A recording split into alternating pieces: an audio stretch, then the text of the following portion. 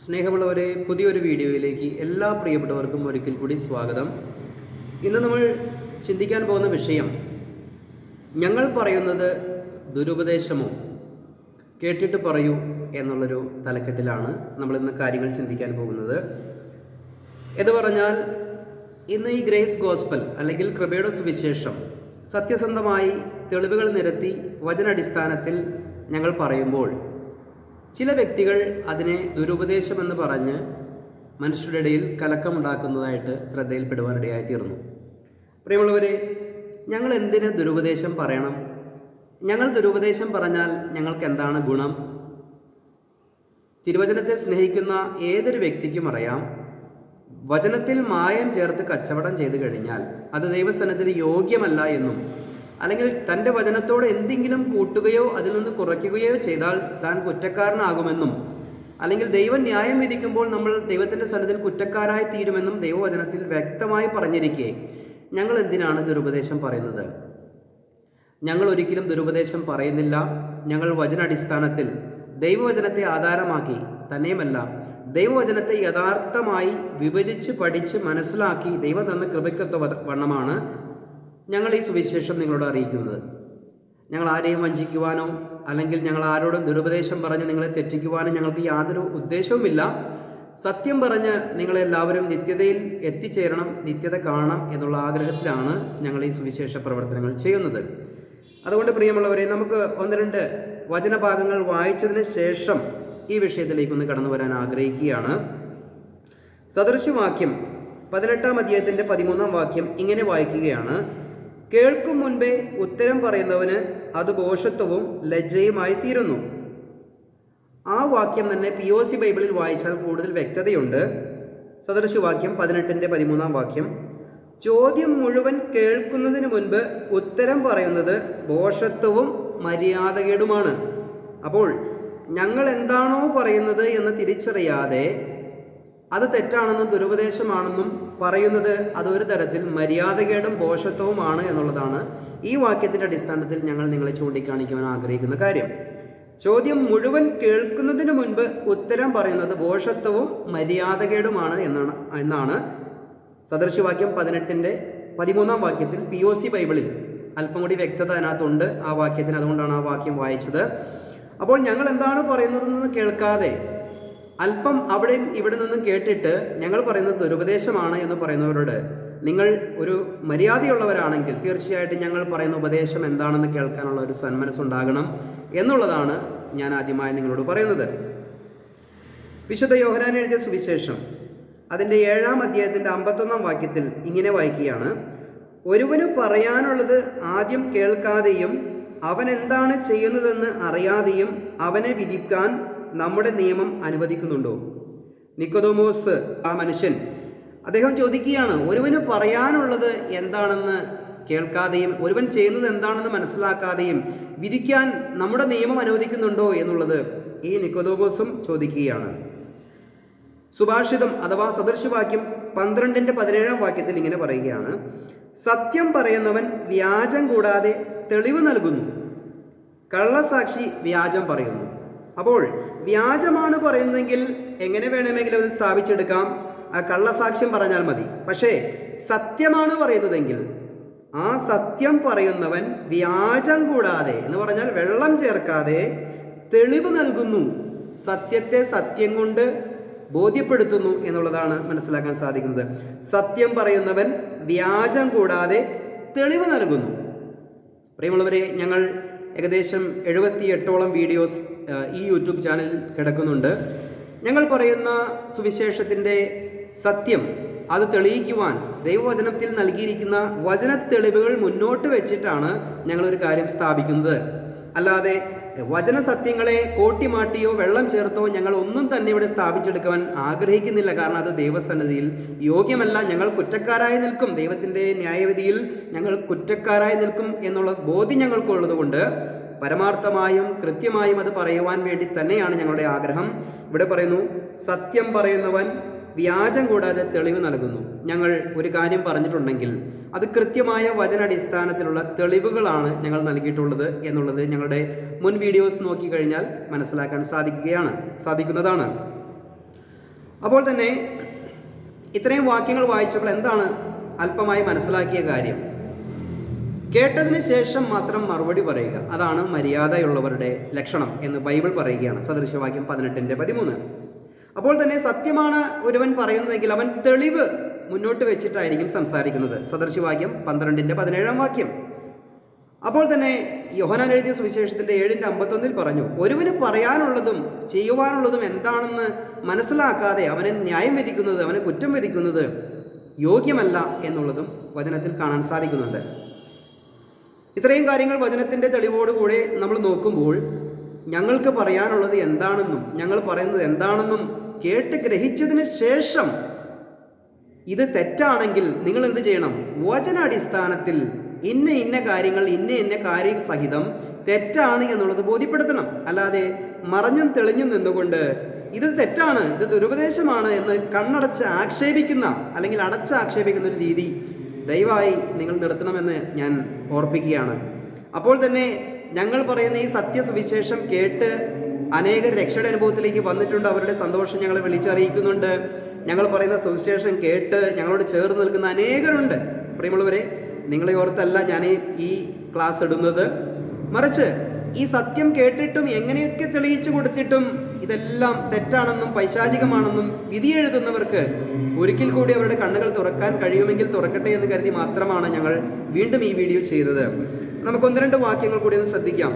കർത്താവായ യേശുക്രിസ്തു സത്യവാനായ ദൈവം ഈ ഭൂമിയിൽ വന്നപ്പോൾ കർത്താവിനെ കുറിച്ച് യോഹന്നാനും പൗലോസും പത്രോസും പറഞ്ഞു, അവനിൽ പാപമില്ല, അവൻ പാപം ചെയ്തിട്ടില്ല, അവൻ പാപം അറിഞ്ഞിട്ടില്ല, പാപമില്ലാത്തവൻ. കർത്താവായ യേശുക്രിസ്തു ഈ ഭൂമിയിൽ വന്ന് ശുശ്രൂഷിച്ചപ്പോൾ യേശുക്രിസ്തുവിനുണ്ടായ ചില അനുഭവങ്ങൾ നമുക്കൊന്ന് പഠിക്കുമ്പോൾ മാത്രമാണ് ഈ ലോകത്ത് എന്നും 2 കൂട്ടം ജനങ്ങൾ ഉണ്ടാകുമെന്നും. ഏതാണ് 2 കൂട്ടം ജനം? യേശുക്രിസ്തു വന്ന് സത്യം പറഞ്ഞാലും അത് കേട്ട് ഏറ്റെടുക്കുവാനും ആളുകളുണ്ടാകും, അത് കേട്ട് അതിനെ തള്ളിക്കളയാനും ആളുകളുണ്ടാകും എന്നുള്ളതാണ് യേശുക്രിസ്തുവിൻ്റെ ജീവിതാനുഭവം നമ്മളെ പഠിപ്പിക്കുന്നത്. എങ്കിൽ പിന്നെ നമ്മൾ തെറ്റുകുറ്റങ്ങളുള്ളവരാണ്, അതിൽ നിന്ന് ദൈവം നമ്മളെ കഴുകി വിശുദ്ധീകരിച്ച് നീതീകരിച്ച് കർത്താവിൻ്റെ ശരീരമാകുന്ന സഭയോട് ചേർത്തിരിക്കുകയാണ്. അപ്പോൾ നാം മനുഷ്യരാണ്. അപ്പോൾ നമ്മൾ പറയുന്ന കാര്യങ്ങളും കേൾക്കുമ്പോൾ അത് തള്ളിക്കളയുന്നവരുണ്ട്, കേട്ട് വിശ്വസിക്കുന്നവരുണ്ട് എന്നുള്ളത് നമ്മൾ മനസ്സിലാക്കണം. നമുക്ക് 1-2 കാര്യങ്ങൾ ക്രമമായി ഒന്ന് ചിന്തിക്കാം. വിശുദ്ധ മത്തായി എഴുതിയ സുവിശേഷം 9-ാം അധ്യായത്തിൻ്റെ 32 മുതൽ 34 വരെയുള്ള വാക്യങ്ങളെ വായിക്കുമ്പോൾ ഇങ്ങനെയാണ് വായിക്കുന്നത്. അവർ പോകുമ്പോൾ ചിലർ ഭൂതഗ്രസ്തനായൊരു ഊമനെ അവൻ്റെ അടുക്കൽ കൊണ്ടുവന്നു.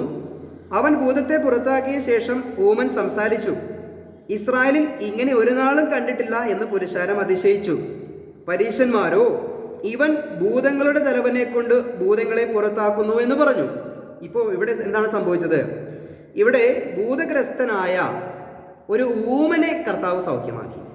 ഈ പ്രവൃത്തി കണ്ട ജനങ്ങൾ ഇസ്രായേലിൽ ഇങ്ങനെ ഒരു പ്രവൃത്തി നടന്നിട്ടില്ല എന്ന് അത്ഭുതപ്പെട്ട് കർത്താവിനെ മഹത്വപ്പെടുത്തുമ്പോൾ ഇവിടെ പരീശന്മാർ എന്ന് പറയുന്നൊരു കൂട്ടരുണ്ട്.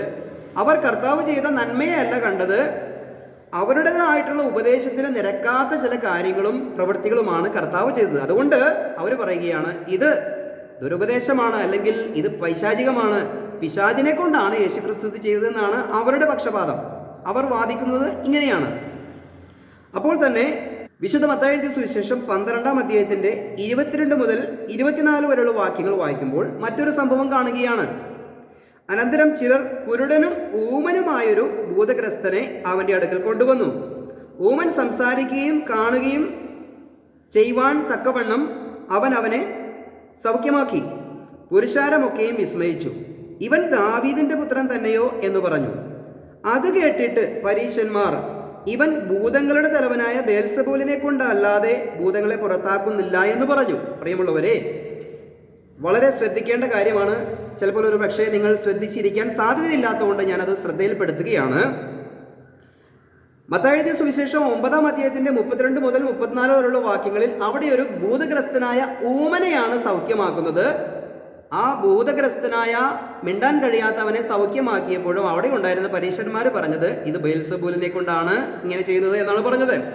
എന്നാൽ മത്തായി 12-ന്റെ 22 മുതൽ 24 വരെയുള്ള വാക്യങ്ങൾ വായിക്കുമ്പോൾ ഭൂതഗ്രസ്തനായ അല്ലെങ്കിൽ പിശാച് ബാധിച്ച മിണ്ടാനും കാണാനും കഴിയാത്ത ഒരു മനുഷ്യനെ കർത്താവോട് സൗഖ്യമാക്കിയാണ്. ആദ്യം ആരെയാണ് സൗഖ്യമാക്കിയത്?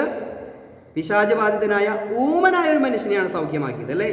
എന്നാൽ ഇവിടെ ഇതാ കുരുടനും ഊമനുമായിട്ടുള്ളൊരു മനുഷ്യൻ, കണ്ണും കാണില്ല, സംസാരിക്കാനും കഴിയാത്തൊരു മനുഷ്യനെയാണ് കർത്താവോട് സൗഖ്യമാക്കുന്നത്.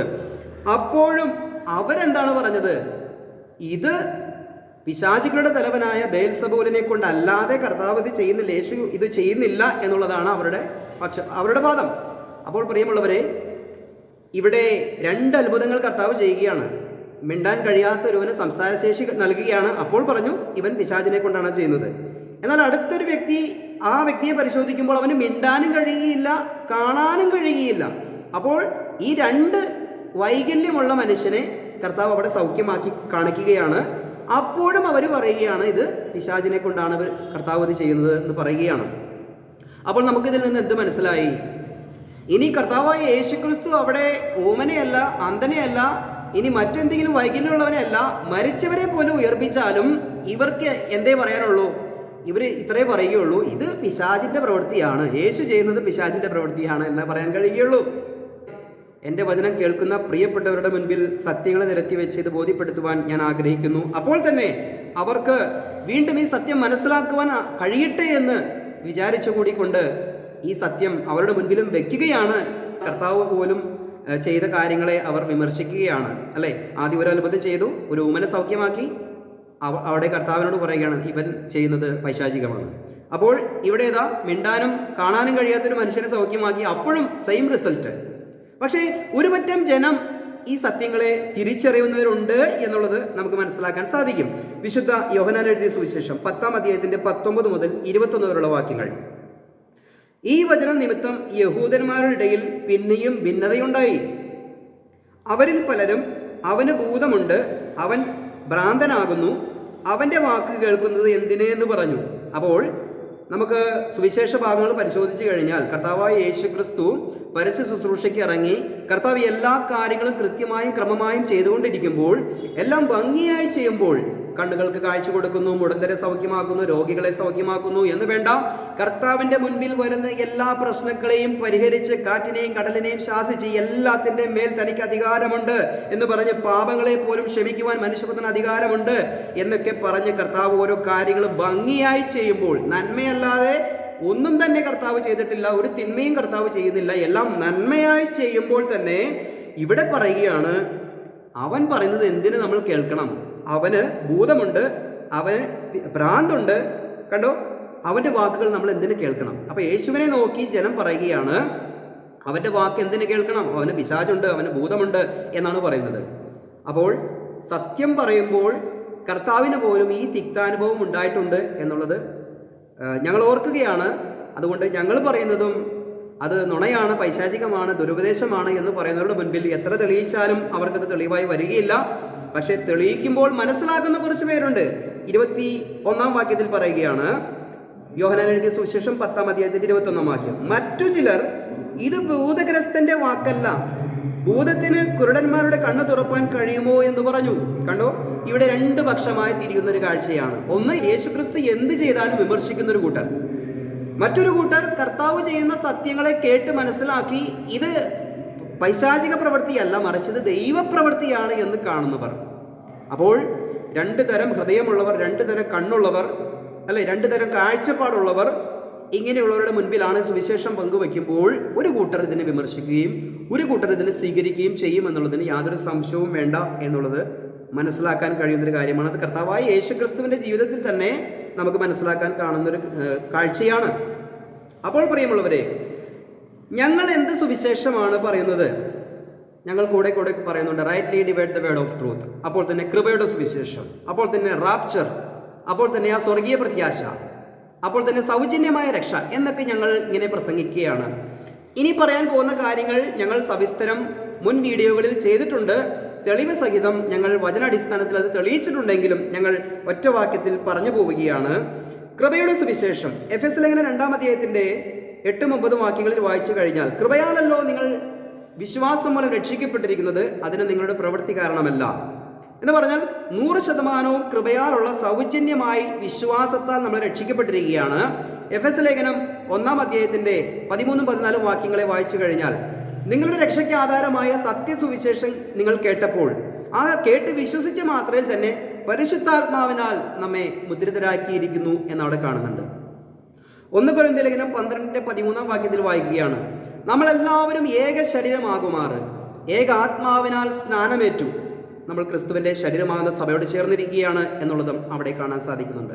1 കൊരിന്ത്യർ ലേഖനം 15-ാം അധ്യായത്തിന്റെ 1 മുതൽ 4 വരെയുള്ള വാക്യങ്ങൾ വായിക്കുമ്പോൾ, കർത്താവായ യേശു ക്രിസ്തു എന്റെയും നിങ്ങളുടെയും പാപത്തിന് പരിഹാരമായി ക്രൂശിൽ യാഗമായി തീർന്നു.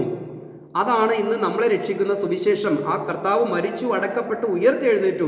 അതിൽ വിശ്വസിക്കുന്ന ഒരുവന് സൗജന്യമായി ദൈവസഭയുടെ ഭാഗമായി തീരുവാനും അവന് സ്വർഗത്തിലേക്ക് എടുക്കപ്പെടുവാനും, അല്ലെങ്കിൽ റാപ്ചറിൽ കർത്താവ് വരുമ്പോൾ അവൻ സ്വർഗത്തിലേക്ക് എടുക്കപ്പെടുവാനും അവകാശം ലഭിക്കുന്നു, അല്ലെങ്കിൽ ഭാഗ്യം ലഭിക്കുന്നു എന്നുള്ള കാര്യങ്ങൾ ഞങ്ങൾ പറയുകയാണ്. 1 തെസ്സലോനിക്ക ലേഖനം 4-ാം അധ്യായത്തിന്റെ 16 മുതൽ 18 വരെയുള്ള വാക്യങ്ങളിൽ റാപ്ചർ വളരെ വ്യക്തമായി രേഖപ്പെടുത്തി വെച്ചിരിക്കുന്നു. അത് ഞങ്ങൾ കൂടെ പറയുകയാണ്. അപ്പോൾ തന്നെ എഫെസ്യ ലേഖനം 1-ന്റെ 10-ാം വാക്യത്തിൽ പറയുകയാണ്, കാലത്തിന്റെ ഒരു സമ്പൂർണ്ണതയിൽ സ്വർഗത്തിലുള്ളതും ഭൂമിയിലുള്ളതും പിന്നെയും ക്രിസ്തുവിൽ ഒന്നായി ചേരും. അതെവിടെയാണ്? പുത്തനാം യെരുശലേമിൽ ബോഡി ഓഫ് ക്രൈസ്റ്റും ബ്രൈഡ് ഓഫ് ക്രൈസ്റ്റും രണ്ടും ഒന്നിച്ചു ചേരും. എബ്രായ ലേഖനം 12-ാം അധ്യായത്തിന്റെ 18 മുതൽ 24 വരെയുള്ള വാക്യങ്ങളെ വായിക്കുമ്പോൾ നാം എല്ലാവരും ഒത്തുചേരുന്ന ഒരു സ്ഥലത്തെക്കുറിച്ച് അവിടെ വിവരിച്ചിരിക്കുകയാണ്. ഞാൻ തെളിവായി വചനം മാത്രം പറയുകയാണ്, സംശയമുള്ളവർക്ക് അതെടുത്ത് വായിക്കാം. പ്രിയമുള്ളവരെ, കൃപയുടെ സുവിശേഷം സൗജന്യമായി നമുക്ക് രക്ഷ ലഭിക്കുന്നു. വിശ്വാസം മൂലം, കർത്താവിന്റെ ക്രൂശിലുള്ള വിശ്വാസം മൂലം ഒരു പ്രവൃത്തിയും കൂടാതെ നമുക്ക് നമ്മുടെ പാപങ്ങളുടെ മോചനവും നമുക്ക് നിത്യരക്ഷയും ലഭിക്കുന്നു എന്ന് പറയുന്നത് ദുരുപദേശമാണോ? അല്ലെങ്കിൽ 100% കൃപയാലാണ് രക്ഷിക്കപ്പെടുന്നത്? റോമർ 11-ന്റെ 6-ാം വാക്യത്തിൽ പറയുകയാണ്, ഒരു പ്രവൃത്തിയും നമ്മുടെ രക്ഷയ്ക്ക് ആവശ്യമില്ല, വിശ്വാസത്താലാണ് രക്ഷ എന്ന് ബൈബിൾ പറയുന്ന സത്യം നിങ്ങളുടെ മുൻപിലേക്ക് വയ്ക്കുമ്പോൾ അത് ദുരുപദേശമാണോ? നാം രൂപാന്തരപ്പെട്ട് സ്വർഗത്തിലേക്ക് എടുക്കപ്പെടുകയും ചെയ്യുമെന്ന് പറയുന്നത് ദൈവവചനത്തിലുള്ള സത്യങ്ങൾ ഞങ്ങൾ നിങ്ങളുടെ മുൻപിലേക്ക് വെക്കുമ്പോൾ അത് ദുരുപദേശമാണോ? നമുക്ക് ആ സ്വർഗത്തിലേക്ക്, കർത്താവിന്റെ സന്നിധിയിലേക്ക് നമ്മൾ എടുക്കപ്പെടും എന്ന് പറയുന്ന സ്വർഗീയ സത്യം, ബൈബിളിൽ എഴുതിയിരിക്കുന്ന സത്യം വിശ്വസിക്കുകയും അത് നിങ്ങളോട് പറഞ്ഞു തരികയും ചെയ്യുമ്പോൾ അത് ദുരുപദേശമായിട്ടാണോ തോന്നുന്നത്? എന്തുകൊണ്ടാണ് ഞങ്ങൾ ഈ സത്യങ്ങൾ പറയുമ്പോൾ ഇവർക്കിത് ദുരുപദേശമായി തോന്നുന്നത്? കർത്താവിൻ്റെ ഉദാഹരണം ഞാൻ തുടക്കത്തിലെ ചൂണ്ടിക്കാണിച്ചു. അന്ന് വരെ കണ്ടിട്ടില്ലാത്തതും കേട്ടിട്ടില്ലാത്തതും ആയിട്ടുള്ള വിസ്മയനീയമായ പ്രവൃത്തികളെ കർത്താവ് ചെയ്തപ്പോൾ അവിടെ പരീശന്മാരുണ്ട്, സാദൂക്യരുണ്ട്, ഹെരോദപക്ഷക്കാരുണ്ട്, അപ്പോൾ തന്നെ എരിവുകാരുണ്ട്, അങ്ങനെ നാനാവിധത്തിലുള്ള വിശ്വാസ സമൂഹം അവിടെയുണ്ട്. ഇവരുടെ വിശ്വാസവുമായി കർത്താവിൻ്റെ ഉപദേശം പൊരുത്തപ്പെടുന്നില്ല എന്നുള്ളതാണ് അവരുടെ പ്രത്യക്ഷത്തിലുള്ള പ്രശ്നം. ഇത് തന്നെയാണ് ഇന്നത്തെ ക്രിസ്തീയ കോളത്തിൻ്റെയും പ്രശ്നം. നമ്മളൊരു സത്യം പോലെ വിളിച്ചറിയിക്കുമ്പോൾ ഞങ്ങളുടെ ഉപദേശമായി ഇത് ചേരുന്നില്ല എന്നതുകൊണ്ട് നിങ്ങൾ പറയുന്നത് ഒരു ഉപദേശമാണ് എന്നുള്ളതാണ് ഇവരുടെ കണ്ടെത്തൽ. പ്രിയമുള്ളവരെ, ഏതെങ്കിലും സംഘടനയുടെ ഉപദേശത്തെ സംരക്ഷിക്കാനല്ല ദൈവം ഞങ്ങളെ ആക്കി വെച്ചിരിക്കുന്നത്. ഞാനും പ്രിയ ജോസങ്ങളും പ്രിയ ഓമന സിസ്റ്ററും യൂട്യൂബിലൂടെ അറിയിച്ചുകൊണ്ടിരിക്കുന്ന സ്വർഗീയ സത്യങ്ങൾ അത് മറ്റുള്ളവരുടെ അനേകരുടെ കണ്ണുകളെ തുറന്ന് അനേകരിന്ന് രക്ഷിക്കപ്പെട്ടുകൊണ്ടിരിക്കുകയാണ്. അനേകർ ഞങ്ങളെ വിളിക്കുന്നുണ്ട്. ഞങ്ങൾക്കൊരു കൂട്ടായ്മയുണ്ട്, അടിസ്ഥാന സൗകര്യങ്ങളെല്ലാം ഒരുക്കപ്പെട്ടിരിക്കുന്ന ഒരു കൂട്ടായ്മയുണ്ട്. ഞായറാഴ്ചകളിൽ 9 മണി തുടങ്ങി 11:30 വരെ സഭായോഗം നടക്കുന്നുണ്ട്. ഭംഗിയായി സഭയുടെ കാര്യങ്ങൾ ദൈവം നടത്തി തരികയാണ്. ഞങ്ങൾ ഒരിക്കലും എന്തെങ്കിലും ഒരു പ്രത്യേക താല്പര്യത്തിനോ പ്രത്യേക ഉദ്ദേശത്തിനോ വേണ്ടി നിൽക്കുന്നവരല്ല. മറിച്ച് ദൈവം ഞങ്ങളെ ഈ അന്ത്യകാലത്ത് വരമേൽപ്പിക്കുന്ന ശുശ്രൂഷ വെള്ളം ചേർക്കാതെ ഒരു ലാഭേച്ഛയും കൂടാതെ ഞങ്ങളുടെ ഉത്തരവാദിത്തം ദൈവം തരുന്നത് വലിയ കൃപയാൽ അത് ഏറ്റെടുത്ത് എന്നെ കേൾക്കുന്ന പ്രിയപ്പെട്ട ജനത്തിനു വേണ്ടി ഈ സുവിശേഷം ഞങ്ങൾ നിങ്ങളോട് അറിയിക്കുകയാണ്. അതിനിടയിലാണ് ഞങ്ങൾക്ക് ഈ സത്യം പറയുമ്പോൾ കർത്താവിനൊരു കാലത്ത് അനുഭവിച്ചതുപോലെ തന്നെ ഇത് ബേൽസെബൂലിനെ കൊണ്ടാണ് അവനത് ചെയ്യുന്നത്, പൈശാചികമാണ്, ഇവൻ്റെ വാക്ക് എന്തിനു കേൾക്കണം, ഇവന് ഭ്രാന്തുണ്ട്, ഇവന് ഭൂതമുണ്ട്, ഇവൻ്റെ വാക്ക് എന്തിനു കേൾക്കണം എന്ന് പറഞ്ഞ് തള്ളിക്കളഞ്ഞൊരു സമൂഹം കർത്താവിൻ്റെ കാലത്തുമുണ്ടായി. ഇന്ന് ഞങ്ങളുടെ സുവിശേഷം കേൾക്കുമ്പോഴും ഞങ്ങളെയും തള്ളിക്കളയുന്നൊരു കൂട്ടരുണ്ടെങ്കിലും ഞങ്ങളെ വളരെ ശ്രദ്ധാപൂർവം കേട്ടുകൊണ്ട് ഈ സത്യത്തിന് വേണ്ടി നിൽക്കുന്നവരും ഈ സത്യം ഇങ്ങനെയും ഇതിനകത്തൊരു സത്യമുണ്ടായിരുന്നല്ലേ എന്ന് പറഞ്ഞ് സന്തോഷം പങ്കുവെക്കുന്നവരും ഞങ്ങളെ വിളിക്കുന്നവരിലുണ്ട്. അതുകൊണ്ട് പ്രിയമുള്ളവരെ, വരും ദിവസങ്ങളിൽ ഞങ്ങൾ പഠിപ്പിക്കുന്നതും ഞങ്ങൾ വിശ്വസിക്കുന്നതുമായിട്ടുള്ള സ്വർഗീയ സത്യങ്ങൾ ഞങ്ങൾ നിങ്ങളെ അറിയിക്കും. കൂടുതൽ ഗൗരവത്തോടു കൂടി തന്നെ അറിയിക്കും. കാരണം നമ്മുടെ കർത്താവ് വരുവാൻ ഇനി അധികം സമയമില്ല. അനാചാരങ്ങളാലും അല്ലെങ്കിൽ അന്ധവിശ്വാസത്താലും ഇന്ന് കേരളക്കര അല്ലെ ഭ്രാന്താലയം എന്ന് വിളിക്കപ്പെടുന്ന ഒരു തലത്തിലേക്ക് പോയിക്കൊണ്ടിരിക്കുമ്പോൾ ഇവിടെ ഇതാ സത്യത്തിന്റെ വെളിച്ചത്താൽ സൗജന്യമായി നമുക്ക് സ്വർഗം കിട്ടുന്ന, സൗജന്യമായി നമുക്ക് നിത്യരക്ഷ കിട്ടുന്ന ഒരു സുവിശേഷം ഞങ്ങൾ നിങ്ങളോട് പറയുകയാണ്. കർത്താവായ യേശു ക്രിസ്തു എൻ്റെയും നിങ്ങളുടെയും പാപത്തിന് പരിഹാരമായി കാൽവറിയിൽ യാഗമായി തീർന്നു. അതിനുള്ള ആഴമായ വിശ്വാസമാണ് എന്നെയും നിങ്ങളെയും നിത്യരക്ഷയ്ക്ക്, നിത്യജീവൻ അവകാശികളാക്കി തീർക്കുന്നത്. ഇത് ക്രിസ്ത്യാനികൾക്ക് വേണ്ടി മാത്രമുള്ള ഉപദേശമല്ല. മനുഷ്യരായി ഇത് ഞാൻ മലയാളത്തിൽ പറയുമ്പോൾ കേൾക്കുവാൻ മനസ്സിലാക്കുവാൻ ആഗ്രഹിക്കുന്ന ഏവരെയും ഈ സുവിശേഷം രക്ഷിക്കും. തന്നെയുമല്ല, മറ്റു ഭാഷകളിലും ഞങ്ങൾ പറയുവാൻ ആഗ്രഹിച്ച് പ്രാർത്ഥിച്ചുകൊണ്ടിരിക്കുന്നു. ഇംഗ്ലീഷിലും ഹിന്ദിയിലും ഈ സത്യങ്ങൾ പറയുവാൻ ആഗ്രഹിച്ചുകൊണ്ടിരിക്കുന്നു. പ്രിയ ദൈവമക്കൾ, ഞങ്ങൾക്ക് വേണ്ടി പ്രാർത്ഥിക്കണം. ഈ സത്യം ഏത് വിധേനയും ലോകത്തിൽ എല്ലായിടത്തും എത്തിക്കുവാൻ ഞങ്ങൾ വളരെ ശ്രമം കഴിച്ചുകൊണ്ടിരിക്കുകയാണ്. ദൈവം ഞങ്ങൾക്ക് അതിനുള്ള കൃപ തന്നുകൊണ്ടിരിക്കുകയാണ്. തന്നെയുമല്ല, വെളിപ്പാട് പുസ്തകം വളരെ കൃത്യവും ഓർഡറുമായി ഈ ദിവസങ്ങളിൽ ഈ ഗ്രേസ് ചർച്ച് പറവൂർ അതിലൂടെ ഞാനും പ്രിയോമന സഹോദരിയും പ്രിയ ജോസങ്ങളും പഠിപ്പിച്ചുകൊണ്ടിരിക്കുകയാണ്. ലോകത്ത് ഒരിടത്തും ഒരു മനുഷ്യ കുഞ്ഞു പോലും ഉപദേശിക്കാത്ത വലിയ ദൈവകൃപയിൽ നിന്നുകൊണ്ട് ഈ സത്യങ്ങളെ ഞങ്ങൾ ഉപദേശിക്കുകയാണ്. വരും ദിവസങ്ങളിൽ വലിയ മാർമിക സത്യങ്ങളെ സ്വർഗത്തിലെ ദൈവം ഞങ്ങൾക്ക് വെളിപ്പെടുത്തി തരുന്നതിനനുസരിച്ച് ഞങ്ങൾ നിങ്ങളെ അറിയിക്കാൻ ആഗ്രഹിക്കുന്നു. അതിനു വേണ്ടിയിട്ട് ഞങ്ങൾ വായ തുറക്കുമ്പോൾ വചനം ലഭിക്കേണ്ടതിന് നിങ്ങളും ഞങ്ങൾക്ക് വേണ്ടി പ്രാർത്ഥിക്കുക. കാരണം ഇത് നമ്മുടെ ജീവന്റെ കാര്യമാണ്, നിസ്സാരമായിട്ടുള്ളൊരു കാര്യമല്ല.